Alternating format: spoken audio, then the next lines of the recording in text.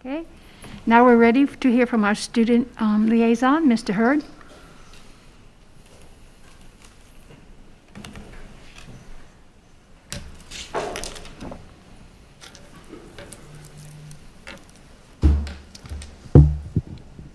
Good afternoon. Good afternoon. Over the course of this meeting, this deliberative body will have to make a very important decision. It is obvious from reviewing the Phase 2 plan that CCPS staff have thoroughly considered what a safe return to schools will look like for our special populations and our teachers. I am confident in the plan put forward to accommodate our special populations and teachers in a safe, proactive, and well thought out environment. Since the beginning of our response to the pandemic, I have advocated for choice on behalf of my fellow students. With only a fraction of our special population electing to return in person, I believe Phase 2 will be able to be carried out with an abundance of caution. This relatively smaller scaled reopening will be a useful model for the reopening process to come for all our students and all our teachers. I urge this board to approve the plan to reopen to Phase 2. Next, I would like to address the issue of student member voting rights. At the beginning of September, I submitted a state legislative proposal to the Board of Commissioners that would give the student member on this board voting rights with the exception of personnel issues. You know from your tenure on this board, ranging from 2 years to over a decade, that students are responsible, students are thoughtful, and most importantly, students are capable of providing invaluable input in the decision-making process. At the time of this meeting, I've had the opportunity to personally meet and discuss this issue with most members of this board. I trust from these conversations that you will consider this measure with an open mind. The Charles County Association of Student Councils looks forward to the opportunity to present this proposal to the board in November. The idea that a student can have influence on the decisions that most directly affect their everyday lives is not a radical one. Our neighbors from Prince George's County to Anne Arundel County have granted their student members partial to full voting rights. These are just 2 of the many jurisdictions across Maryland that afford their student members this responsibility and reap the benefits of student advocacy. I encourage board members and interested community members to attend a Charles County Youth Collaborative Forum on October 27th that will include discussion on the issue of student member voting rights. The meeting information will be available at youth.ccboesmob.com, youth.ccboesmob.com. As you navigate your stance on the issue of student member voting rights, I hope that you'll remember your rich experiences with student members from the past. This issue transcends your 4-year term as board members. You have the opportunity to support a measure which would benefit our decision-making process for decades to come. The issue of student member voting rights is an issue of unimaginable importance that I trust will be given thorough discussion. Thank you. Thank you very much, Mr. Hurd.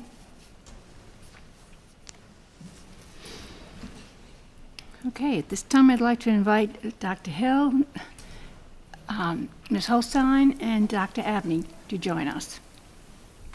So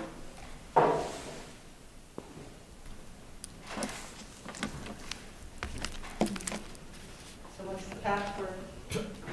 Katie, help me.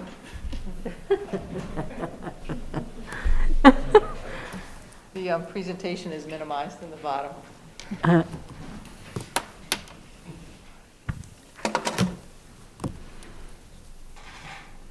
So good afternoon, board members. The first thing I would like to do is introduce Dr. Diana Abney, who is the health officer for Charles County.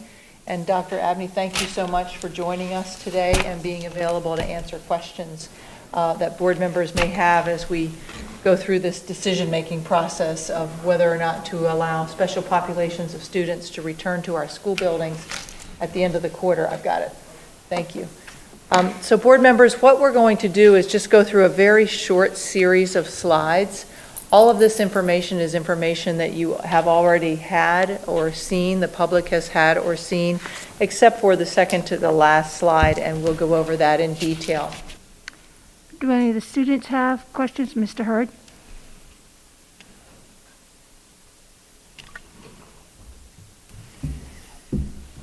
Thank you, Ms. McGraw. Listening to this presentation, only one word comes to my mind, and that's just initiative. Dr. Hill and her staff have taken the initiative on every problem that has come their way. We saw it with Ms. Charmaine Thompson, who was here last meeting, and we're seeing it again. They're not taking the easy road, they're taking the rigorous one. They want to do this right, and I'm seeing it as a student, and I know the students at home are seeing it, and I hope that this board is recognizing too the same level of commitment I'm seeing from them, kind of from an outside perspective. But over the summer, I had the privilege to be involved in the recovery stakeholder group that was able to talk about creating this plan. And throughout it, they listened, and some people had differing opinions, but they nailed every concern in that plan. And you heard Dr. Hill say that this plan she was commended on it for it being so comprehensive. And I know I'm not using this as an opportunity to ask questions, but I just feel I'm obligated to make a comment at I'm kind of in awe. And we even have Dr. Abney here, and I appreciate your time so much, taking the time out of your day and showing us the level of collaboration that's taking place across the county and across the state to make sure that everyone going back to school is safe. I have never viewed this option as this is the student's favorite, the teachers are going to get the short end of the straw. I believe everyone is going to benefit from this option, and I trust in the process that's been created to get to that end result where everyone in the process and in the system has the quality education they deserve. Even when we look at the inequities that can rise from digital learning. When they sent out their form with the English learners, they didn't take a low response rate for an answer. They went back. They did their homework. And I especially want to thank you for that, because there are subgroups of students who are going to be especially challenged. And to see the fact that we're taking the magnifying glass and holding it over those problems. We're not ignoring them. We're not shoving it off. We are addressing the problems as they come up. So I have faith in this system, and I have faith in this process, and I think that come phase 2, we are going to nail it, and we're going to lead and show an example, not just to our teachers, our students, our system, but to our neighbors and to our Maryland school system as a whole. So thank you, and that's all I have to say.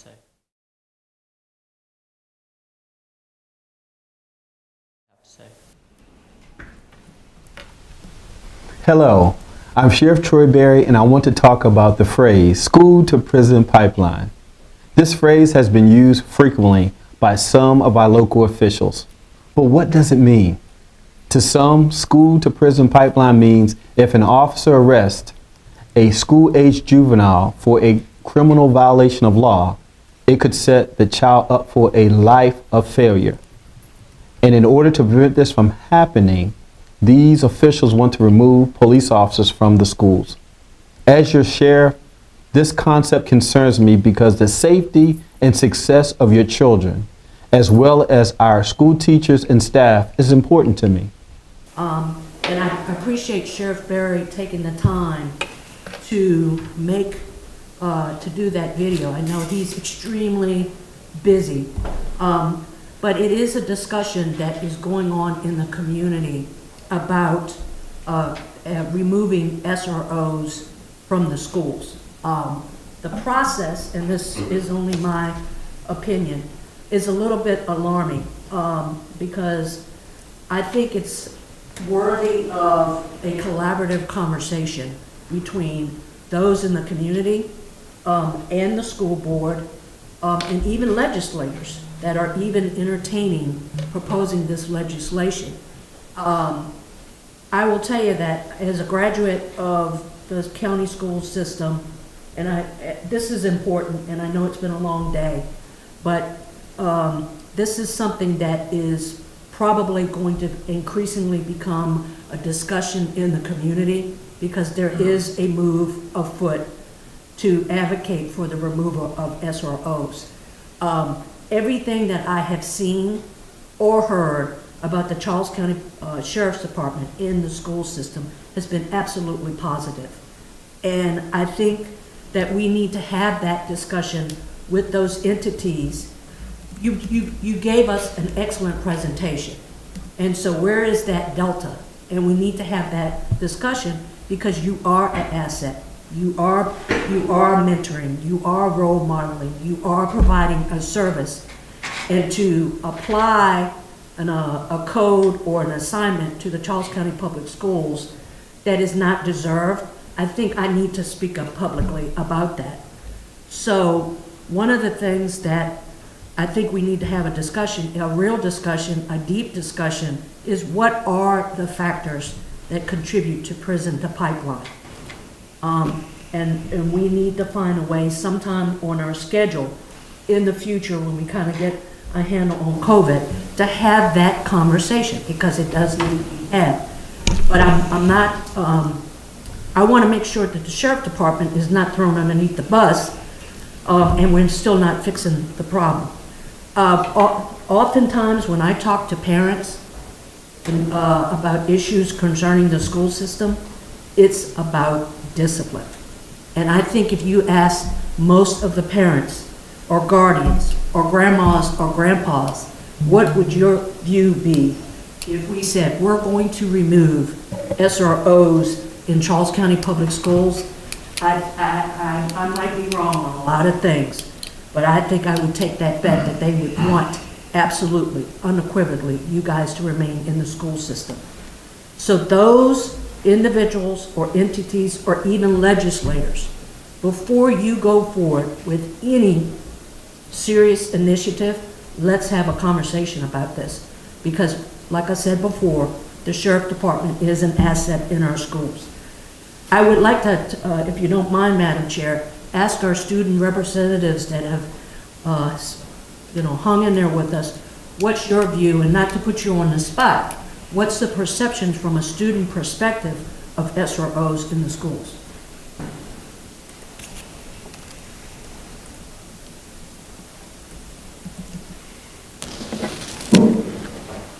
I appreciate you asking.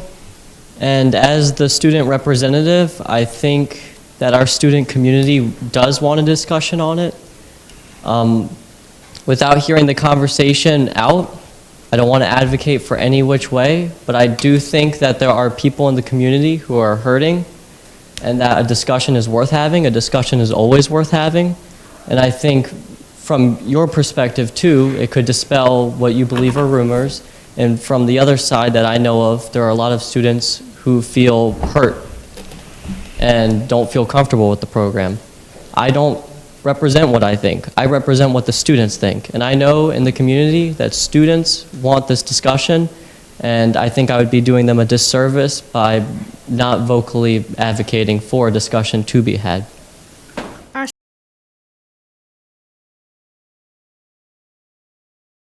Our second resolution is for American Education Week and accepting today our student liaisons. And Ms. Brown, would you please read the resolution? Resolution, Board of Education of Charles County, American Education Week, November the 16th through the 20th, 2020. Whereas schools are the backbone of our republic, providing young people with the tools they need to maintain our nation's precious values of education, civility, and equality. And whereas the mission of Charles County Public Schools is to provide an opportunity for all school-age children to receive an academically challenging, quality education that builds character, equips for leadership, and prepares for life in an environment that is safe and conducive to learning. And whereas the cooperation and hard work of all education employees, parents, community members, and businesses involved in helping students achieve and keeping our schools safe is appreciated and acknowledged. And whereas American Education Week highlights the importance of bringing together educators, school staff, parents, students, and communities in a unified effort to build great public schools, now and therefore be it resolved that the Board of Education of Charles County urges all adult citizens of Charles County to come together as educators and volunteers, business leaders and elected officials, parents and friends to continue to support the children in our community, and be it further resolved that a copy of this resolution be inserted in the minutes of the October 13th, 2020 meeting. By order of the Board of Education of Charles County, this 13th day of October, 2020. Kimberly A. Hill, Superintendent of Schools, Virginia R. McGraw, Chairman. Okay, all board members, we're going to take that picture with the student liaison.